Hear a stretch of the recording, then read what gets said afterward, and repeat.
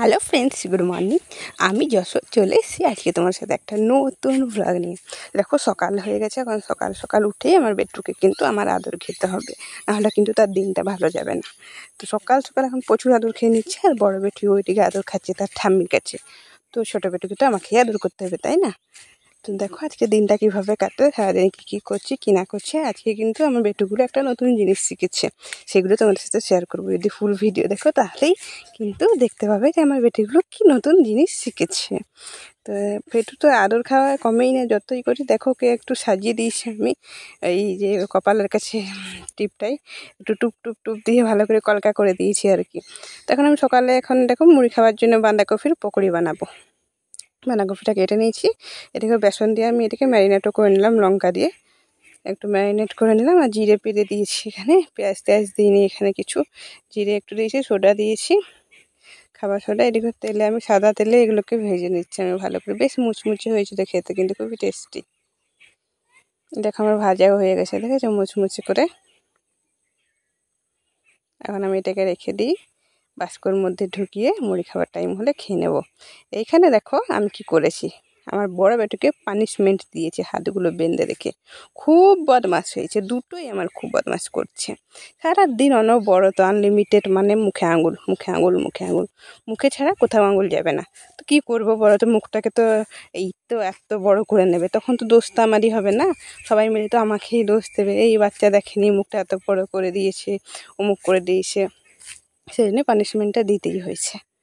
দেখো বাবা এখানে মুগের ডাল তুলে নিয়ে এসে, মুগ আর কি, অনেক আরও আছে, অনেক তোমাদের সাথে কয়েকটা শেয়ার করলাম। এখন তোলা হচ্ছে, ঘরে আনা হয়নি। আর আমার দিকে রান্না বান্নাও চলছে। ডিম ভেজেছি, দুটো ডিম ভাজা, একটা ডিম সেদ্ধ, করলা আলু মাখা করেছি। আর এখানে একটা ঘন্ট করব, ঝিঙে আলু আর মাছি ডাঁটা এগুলো দিয়ে, পরে সরষে বাটা দিয়ে একটু ঘন্ট করব। আর তেমন কিছু রান্না বান্না করিনি, গরমে কিছু খেতে ভালো লাগে না। আমের আচার তো বানানোই আছে।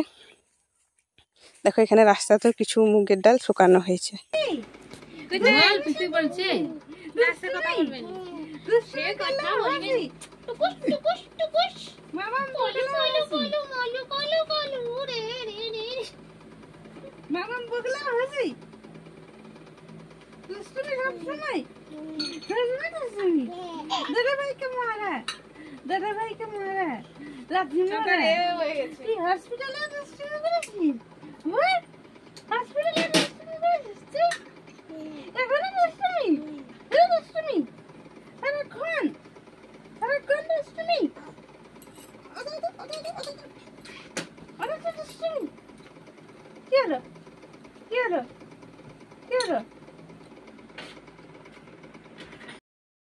এই দেখো তখন তোমাদেরকে বললাম না, আমার বেটুরা কিছু জিনিস শিখেছে নতুন। তো এই দেখো উবুর খেতে শিখেছে আমার বেটা। আমার বেটু 5 মাসের হয়ে গেছে, আর উবুর খেতেও শিখেছে। বড় বেটি তো একদম উবুর খেয়ে যায় সারাক্ষণ, তাকে এখন নতুন জিনিস শিখেছে বলে তাকেও ভালো লাগে, জানো তো, উবুর খাই।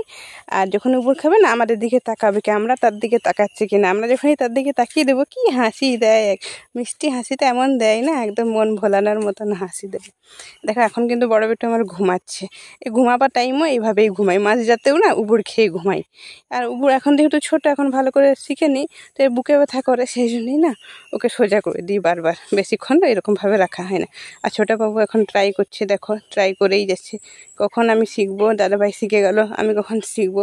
তাকে আমি একটু উবুর করে দিলাম, তার একটু মনের ইচ্ছেটা পূরণ করে দিলাম, কিন্তু এখন সে ভালো করে শিখেনি আর কি।